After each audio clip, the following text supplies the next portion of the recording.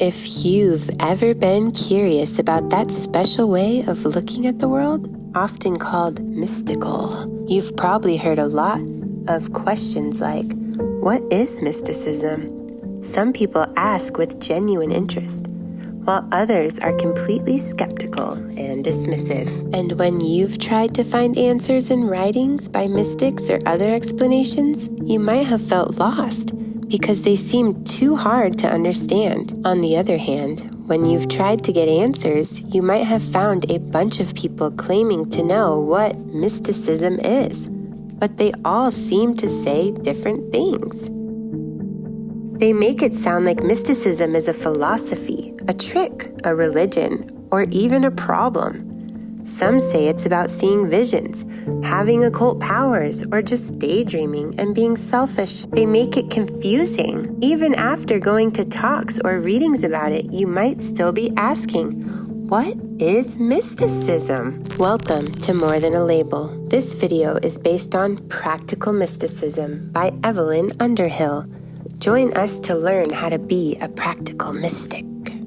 First of all, answering what is mysticism is far away from being simple because it's a tricky question. We can't answer it in one sentence, but we can have a basic idea. Mysticism is about feeling connected to the real world around you.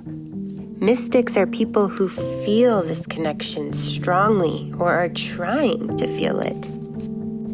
As Evelyn Underhill writes, mysticism is the art of union with reality. The mystic is a person who has attained that union in greater or less degree, or who aims at and believes in such attainment. At first, this might not make a lot of sense. You might wonder, what is the real world? That's a big question, and it can be hard to answer. But for now, think of connection as something you do every day without even realizing it. It's like when you really understand something because you feel like you're a part of it. Mysticism is all about that feeling. You see, when we really understand something, it's because we feel like we're a part of it. Mystics feel connected to the things they care about, like their country, their art, their loved ones, or their beliefs in God. They understand these things in a way that's hard to explain, but it feels deep and real to them. But not everyone gets it, and that's okay. Some people think they understand the world around them, but they're really just seeing things in a simple way. They're missing out on the deeper, more meaningful parts of life because they're not paying attention. Mysticism is like waking up to the deeper parts of life. It's about seeing the beauty and wonder all around us, even in simple things like a walk in nature or a conversation with a friend. Mystics notice things that others might miss, and they feel connected to the world in a special way. So, mysticism isn't just for saints or philosophers. It's something that anyone can experience if they're open to it. The practical person thinks that the world he sees is the only real one. He believes in what he can touch and feel, not in anything beyond that. To him, mysticism seems like a silly game played by people who have too much time on their hands. But here's the thing. Mystics think there's more to the world than what we can see and touch. They see other levels of reality that we can't normally perceive. They establish a deeper connection with the cosmos. Think of it like this. Imagine the world you see is like a picture woven from the threads and textures. These threads represent the things we understand and believe, but sometimes we miss important threads or weave them together in the wrong way. Mystics believe that if we could see beyond these filters, we'd experience a much richer and more vibrant world. They think we're missing out on a lot of amazing things because we're too focused on what we already know. So, To sum it up, mysticism is about opening our minds to the possibility of a deeper connection with the world. It's about seeing beyond the surface and experiencing the wonder and beauty that's all around us, waiting to be discovered. The practical individual might wonder, how can I achieve detachment from the familiar artificial world I'm accustomed to? Where can I find the brakes to stop my mind's constant creation of images? The answer lies in an educational process, a training regimen that may initially seem challenging. You've already acknowledged the necessity of mental discipline in various aspects of life. You invest time and effort in sharpening your attention to business, law, or scientific methods. This new endeavor, however, requires the development of a dormant layer of consciousness, a method you've never explored before. It's reasonable to expect hard work and discipline in this journey, akin to the virtues exercised on a golf course. The education of mystical sense begins with self-simplification. The complexity of feeling, willing, and seeing must transition from the analytical to the synthetic. To the practical individual rushing through daily tasks, this message, vital in our time of haste, is directed. Amidst the distractions of everyday life, it's easy to become an unconscious analyst, barely noticing the ceaseless flow of experiences.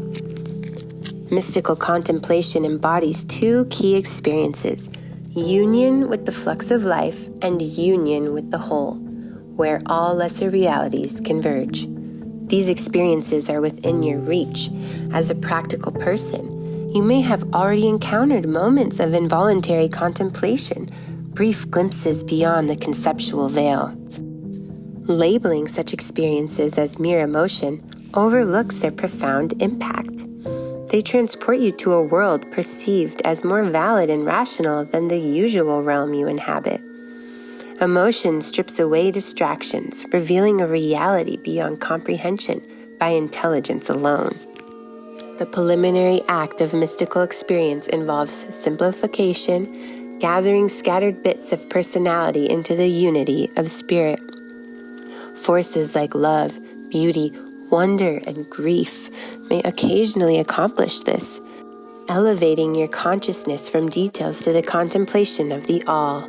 Yet, relying solely on these unpredictable experiences is unreliable. You can choose to keep your windows clear and learn to look through them deliberately. The education of every contemplative involves two phases: purification of the senses and purification of the will.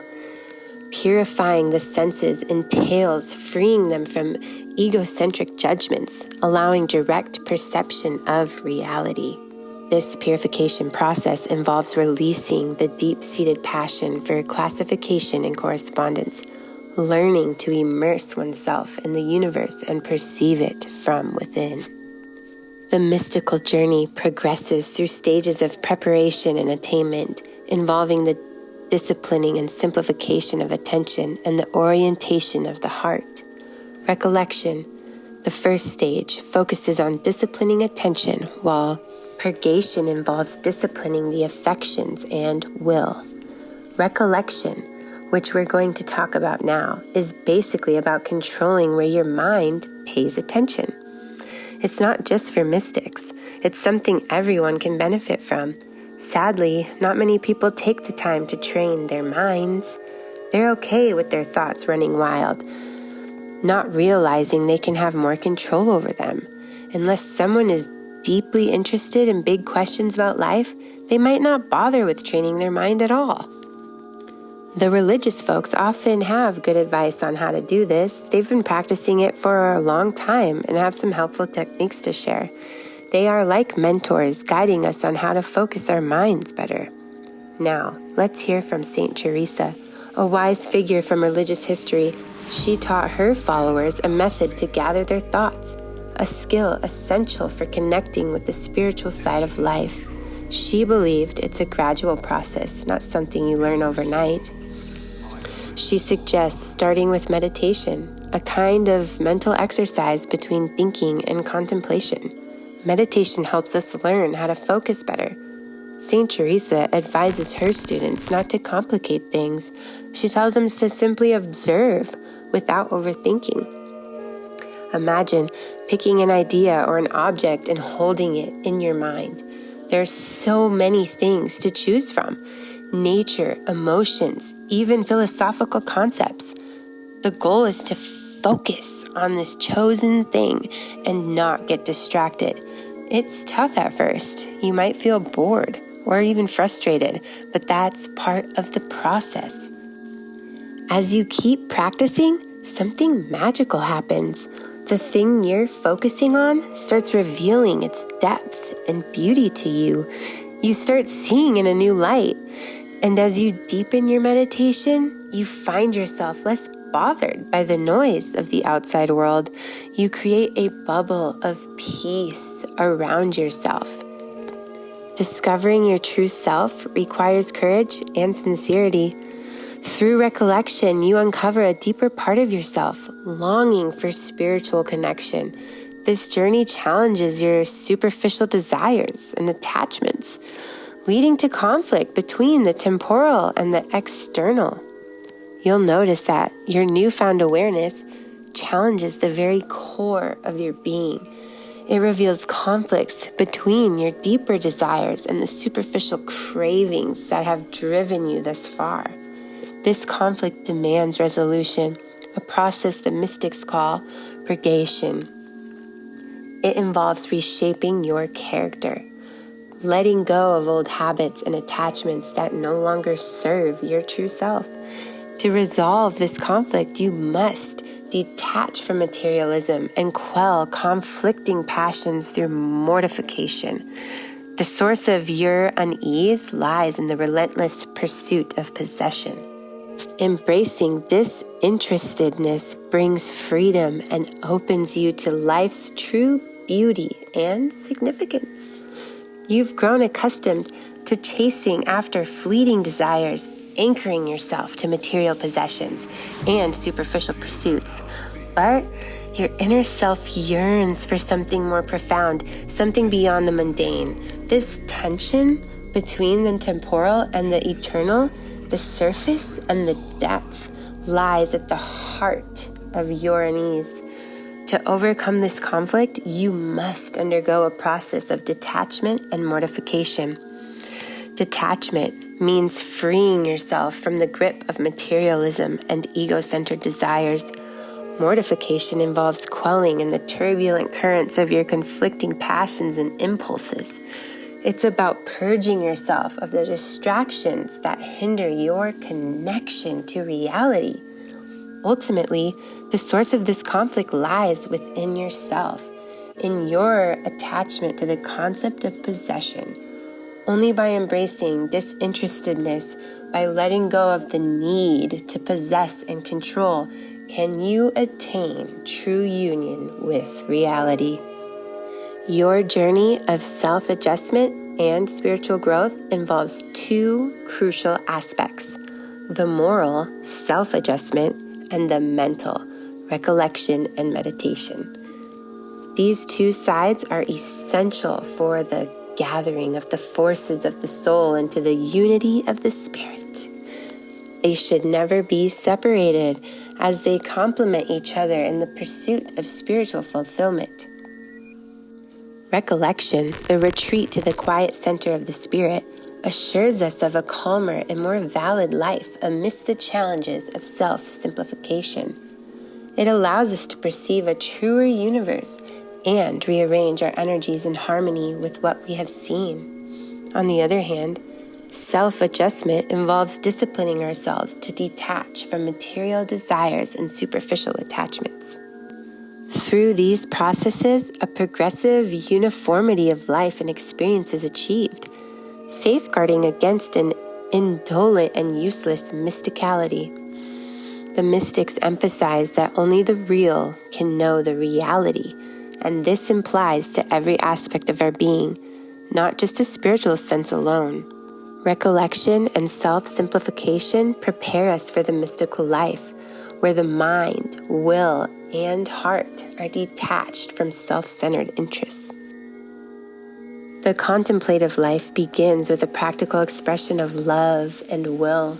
It is not idle musing, but a passionate communion with divine reality, akin to the intense effort of vision and creative art.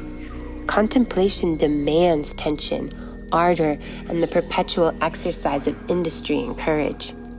While reason has its place in the initial stages of self-discovery, contemplation surpasses its limitations.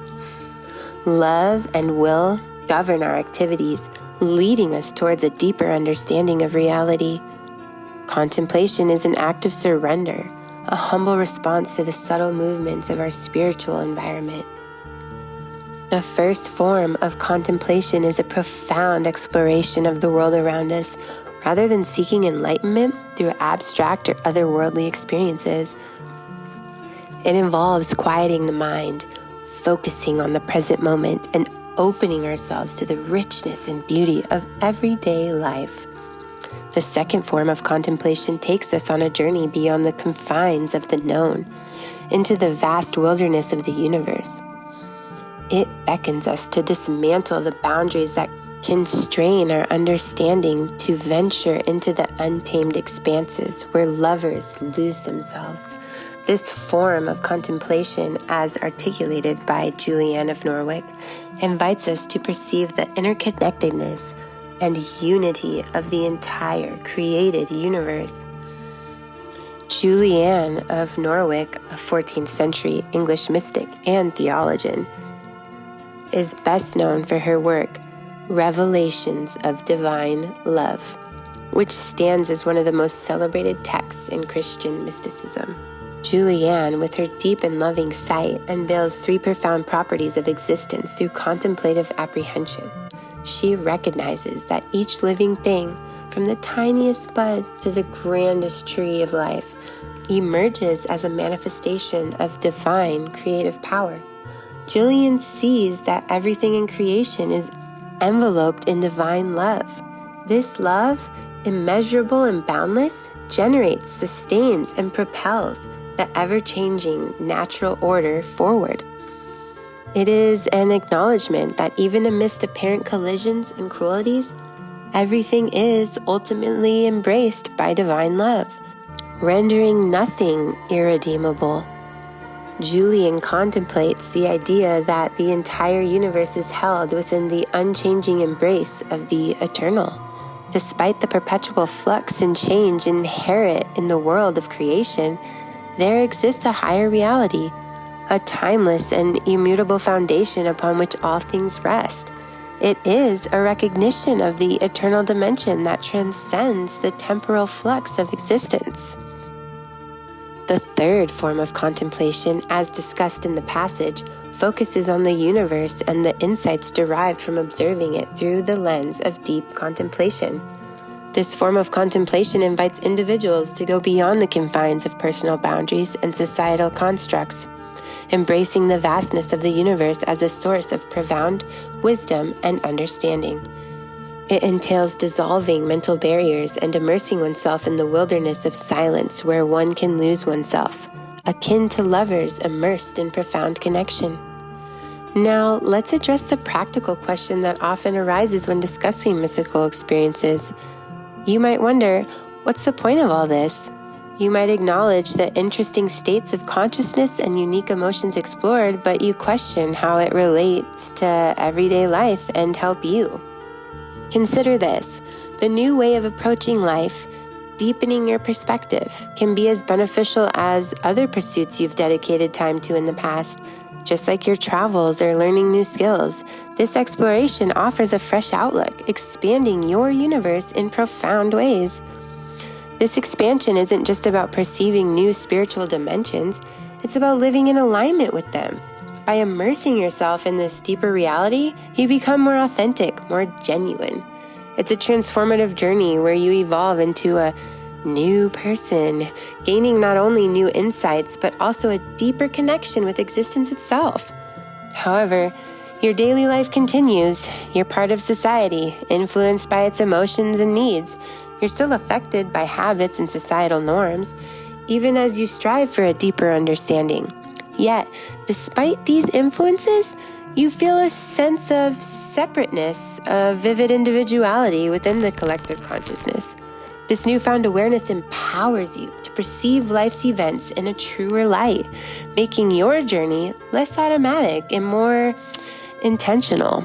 It's about realizing that you're no longer just swept along by the crowd, but are actively engaged in shaping your reality. This journey isn't about seeking perpetual spiritual comfort. It's about embracing vigor and action. You're called to be an active participant, not a passive observer. Your connection to the transcendent empowers you to contribute to the world, to bring forth beauty, order, and significance. In essence, mysticism isn't about escaping reality, but about infusing it with a deeper sense of purpose and meaning. It's about bringing eternity into time, making the invisible tangible. Mystics throughout history have been driven by a profound love for truth and beauty, translating their insights into meaningful action. If you appreciate this video, share your positive spirit with us by liking and commenting below. It helps reach more souls like yourself. Be a part of the ripple effect and subscribe to More Than a Label.